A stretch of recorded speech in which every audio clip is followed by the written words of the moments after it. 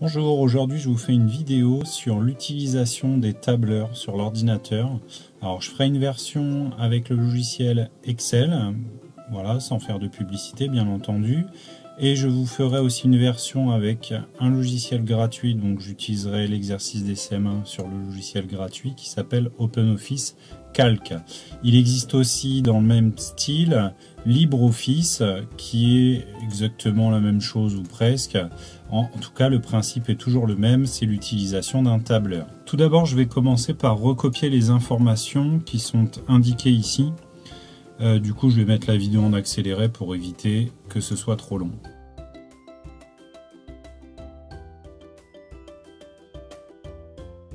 C'est prêt, on va pouvoir voir comment on utilise les formulations. Donc je vous rappelle qu'on se repère dans les colonnes avec les lettres qui sont ici. A, B, C, D, E, F, G, H, I, J, K, L, enfin vous avez compris. Et ici, les numéros de ligne sont indiqués là. Donc exemple, si je suis ici, je suis dans la case F7. Et case F7 qui est marquée là. Si je suis ici, je suis dans la case B12. Donc ça, c'est un moyen de se repérer un petit peu lorsqu'on va faire des formules. Si jamais on se trompe, etc., pour retrouver les problèmes, c'est important de comprendre ce fonctionnement-là des repères dans le tableur. Alors on y va, on commence. Dans la BCD, combien y a-t-il d'ouvrages neufs? Donc moi, les ouvrages neufs sont indiqués dans cette colonne. Alors, tout simplement, là, en fait, ce qu'il faut faire, c'est compter 65, plus 18, plus 61, plus 37, plus 22, plus 10, plus 8. Ouf! Eh bien, je vais utiliser la fonctionnalité somme. Alors, pour ça, je vais donc appuyer sur la touche. Je me mets donc dans la cellule exemple ici en dessous. Comme ça, je vais faire la somme de tout ça. Donc, j'appuie sur égal. Et là, regardez, ça se met tout seul. Fonction somme. Là, il y a des tas de fonctions qui vont apparaître parce que somme, c'est une fonctionnalité qui est utilisée souvent. Donc je vais appuyer sur somme et là regardez, il me propose B2, B9, ça veut dire qu'il me fait une suite de nombres automatiques. D'accord? Alors l'avantage de l'ordinateur, c'est qu'il est plutôt intelligent, enfin plutôt il obéit à ce qu'on lui dit de faire. Donc là automatiquement il m'a trouvé la somme de cette colonne là. Alors j'aurais pu faire aussi, regardez, je me mets dans la colonne en dessous, je pouvais faire égal somme. Et là, je vais dire je veux tous ces nombres. Donc, je mets une parenthèse et je dis que je veux les nombres qui sont là. Donc là, je fais un cliquer, glisser jusqu'en bas. J'oublie pas le 0 parce que si demain, il y a des journaux neufs, eh bien, il faut que je puisse les rajouter. Et là, je clique et je ferme la parenthèse. Et là, j'ai ma somme qui est faite. Après, une somme, vous savez que c'est une addition. Donc, je pouvais aussi faire égal, sélectionner 65, plus la case ici, plus la case ici, plus la case ici, plus la case ici, plus celle-ci, plus celle-ci. Vous voyez, ça fait des jolies couleurs, mais c'est beaucoup plus long à réaliser. Après, le résultat est toujours le même. On arrive à 221, donc ça, c'est la bonne nouvelle. Donc maintenant, on va dans la question B qui est combien y a-t-il d'ouvrages de poésie? Je repère les poésies. Les poésies sont à cette ligne-là. Alors là, bon, on peut calculer mentalement, d'accord, puisque c'est 8 plus 25.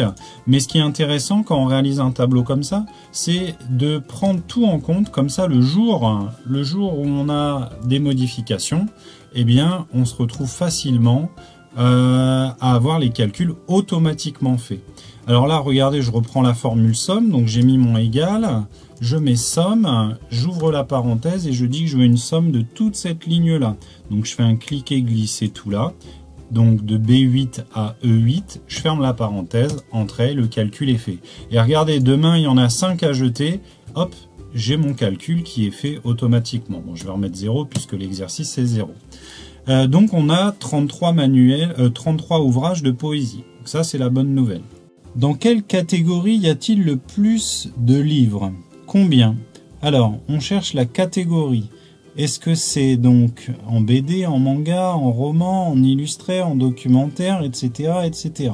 Et on vous demande combien y en a-t-il? Donc pour cela, pas le choix, il va falloir calculer le nombre de BD en tout, le nombre de mangas en tout, le nombre de romans en tout, le nombre d'illustrés en tout, et ainsi de suite, et ainsi de suite. Alors pour cela, vu qu'on a déjà fait la formule de calcul, on va juste la recopier. Regardez, je me mets dans la cellule ici, donc c'est dans la case, hein, je me mets dans la cellule là, regardez, ma formule est ici, somme de B8 à E8. Je vais la prendre, je vais la glisser en dessous. Et regardez, ici j'ai somme de B9 à E9, B9 à E9. Et bien ça, je peux le faire normalement vers le haut. Hop, je glisse vers le haut et mes calculs sont automatiquement faits. Ici, c'est somme B2 à E2, et ainsi de suite, et ainsi de suite, et ainsi de suite. Et ce qui fait que là, j'ai aucun mal à trouver le nombre le plus grand, puisque ici, ce sont bien les romans. Alors, il existe une fonctionnalité qui est de ranger dans l'ordre croissant ou décroissant une série de nombres. Il faut la sélectionner, et après, il faut aller dans trier et filtrer. Et regardez, c'est marqué trier du plus petit au plus grand, trier du plus grand au plus petit. Donc on va essayer, on va voir ce qui se passe, d'accord? Donc nous, on va commencer du plus grand au plus petit. Hop. Alors là, il me demande, Microsoft a trouvé des données près de votre sélection. Comme elles ne sont pas sélectionnées, elles ne seront pas triées. Que voulez-vous faire? Étendre la sélection, continuer avec la sélection en cours. Alors si je fais continuer avec la sélection en cours, il va juste me ranger les nombres là. Et du coup, tout va être désorganisé. Le but, c'est d'étendre la sélection. Et là, maintenant, regardez. Tout est rangé à nouveau dans l'ordre décroissant, avec le nombre total de romans, le nombre total de dictionnaires, et ainsi de suite. Et là, le tri a été fait automatiquement. C'est une belle fonctionnalité, n'est-ce pas, hein? Allez, on revient en mode normal. Combien la bibliothécaire doit-elle jeter d'ouvrages? Alors, c'est les livres à jeter, c'est ici. J'imagine que vous savez quelle formule je dois utiliser. Soit je fais des additions successives, soit j'utilise la fonctionnalité somme. Allez, je vais essayer la fonctionnalité automatique, voir si elle est bonne. Hop, donc il me dit somme E2 à E9. Je vérifie. E2 c'est là, E9 c'est ici. Et regardez, si je veux, je peux la modifier. Et je peux même en rajouter une autre série de nombres. Bon là, en l'occurrence, c'est bien E2 à E9. J'appuie sur OK, tout est bon, j'ai mon résultat. Ici, il y a donc 33 livres à jeter. Ensuite, combien restera-t-il d'ouvrages dans cette BCD lorsque la bibliothécaire aura réparé les ouvrages abîmés et jeté ceux qui ne sont pas récupérables? Alors là, il y a plusieurs modes de calcul. En passant, ce qu'on va faire, c'est qu'on va faire les sommes de tout. Comme ça, on sera tranquille. Voilà, donc ça, tout ça, c'est tous les livres qu'il y a dans la bibliothèque en tout. D'accord? Donc, en théorie, là, je vais faire ce qu'on appelle un total. Donc, on va faire aussi une somme. Moi, je vais faire une addition, tiens, pour mettre des couleurs. Donc, je prends cette case, plus cette case, plus cette case. Et est-ce que je mets les livres à jeter? Non, je ne mets pas les livres à jeter. A priori, il y en a 723. D'accord? A priori, là, si je ne me suis pas trompé, il y a 723 livres en tout, si on enlève les livres jetés. Alors j'ai un moyen de vérifier ce résultat qui est donc case B10 plus C10 plus D10 qui sont eux-mêmes des sommes de tout ça. D'accord?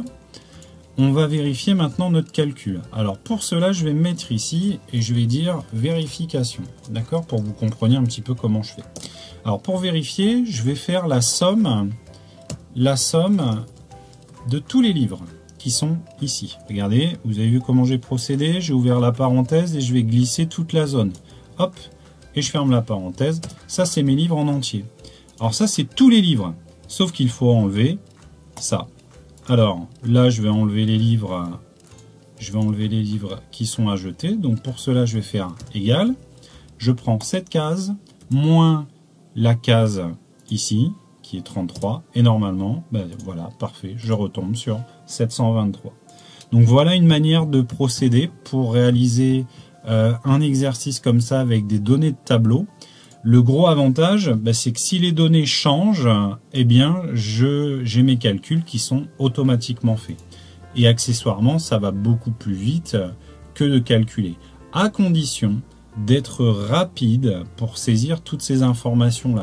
Parce que c'est vrai que si on est assez long à saisir les informations, autant prendre une calculatrice ou alors autant poser les calculs et être tranquille. Donc voilà pour cette partie de vidéo. Donc ça, c'était le logiciel Microsoft Excel. Donc c'est une vieille version, hein. Il en existe des beaucoup plus récentes. Après, dans le principe, ça ne change pas grand-chose. Donc bien entendu, je ne fais pas de publicité, puisque maintenant, je vais vous présenter l'utilisation d'un logiciel gratuit qui fait exactement la même chose en CM1. Donc pour ça, bien sûr, je fais 2 vidéos, comme ça simplifie les utilisations. Ah oui, et ce que je vous ai pas dit, c'est que dans la vidéo avec OpenOffice Calc, je vais apporter d'autres formules d'utilisation. Donc c'est 2 vidéos qui vont être complémentaires. Alors aujourd'hui, je continue à vous faire découvrir l'utilisation du tableur dans la gestion des données. Donc j'avais fait une vidéo également sur l'utilisation d'un autre logiciel qui s'appelle Microsoft Excel. Là, je vous présente un logiciel gratuit qui s'appelle OpenOffice Calc. Il existe également LibreOffice Calc, enfin il en existe voilà, de nombreux. Et de ce fait, on va voir comment résoudre l'activité cherchons que les CM1 avaient à réaliser. D'accord ? Donc en premier lieu, je vais commencer par recopier la facture qui est ici pour pouvoir retrouver les montants manquants ici. Ok, on y va? Bien entendu, j'accélère la vidéo pour que ça aille un petit peu plus vite.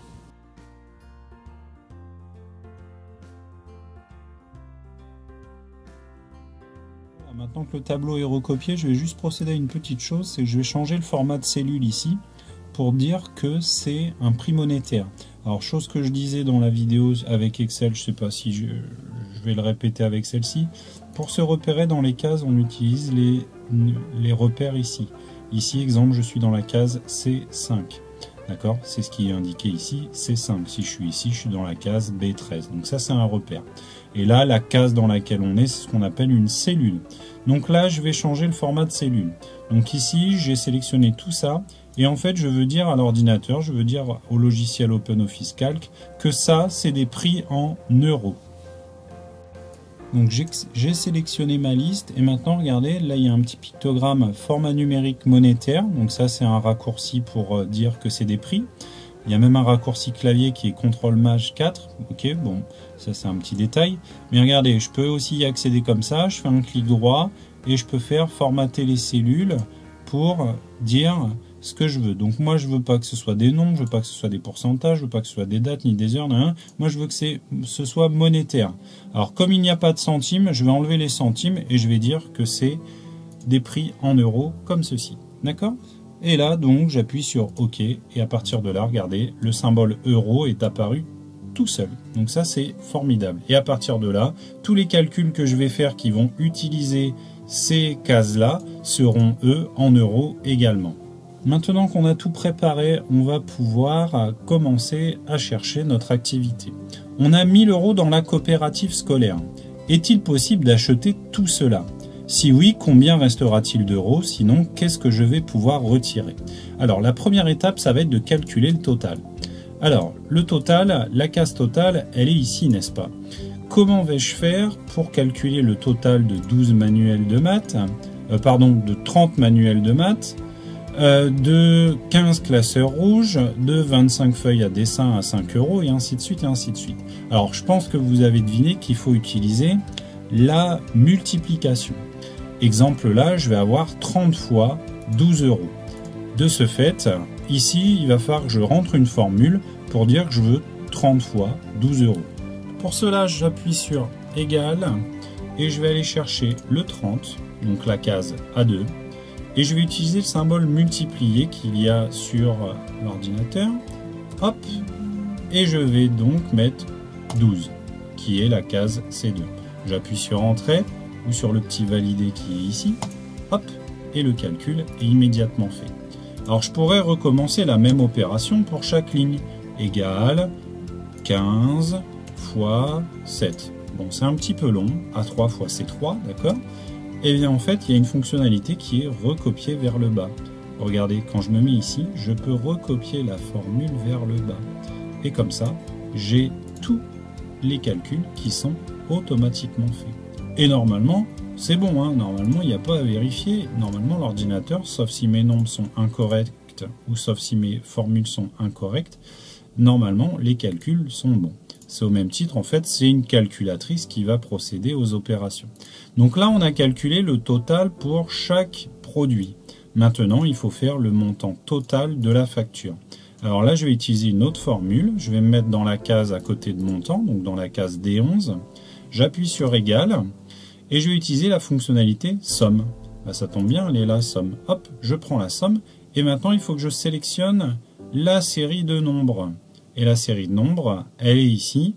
Donc vous avez vu, j'ai cliqué, glissé jusqu'en bas et ensuite j'appuie sur Entrée. Donc de la case D2 à D9. Et j'arrive à 1434 €. Donc on a ici maintenant notre réponse. Est-il possible d'acheter tout cela? A priori, non. Si oui, combien restera-t-il d'euros? Il ne restera pas d'euros du tout. Donc là, on est bien embêté.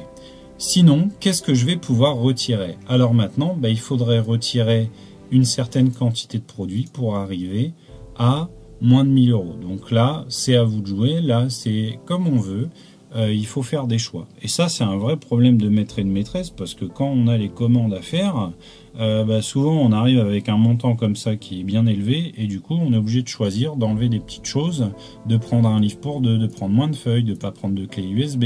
Voilà, alors ça c'est des choix à faire, et c'est là tout l'intérêt du tableur, puisque directement, si je change les quantités, mon prix total change. Donc là par exemple, vous voyez, je viens d'enlever des clés USB. Allez, je vais dire les manuels de maths.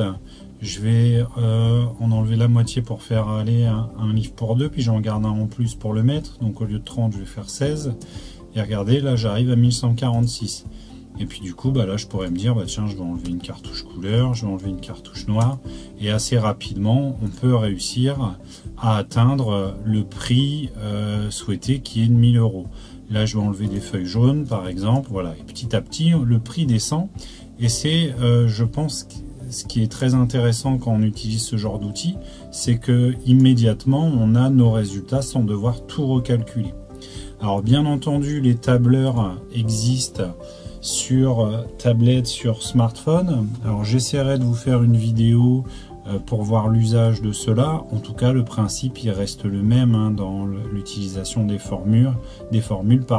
Après, ce qui est embêtant, c'est pour la saisie des textes et des nombres, c'est un petit peu plus long qu'avec un clavier d'ordinateur par exemple. Voilà, allez, à bientôt pour une prochaine vidéo, et puis j'espère que du coup vous avez compris le fonctionnement de nos tableurs, et puis on se retrouve bientôt.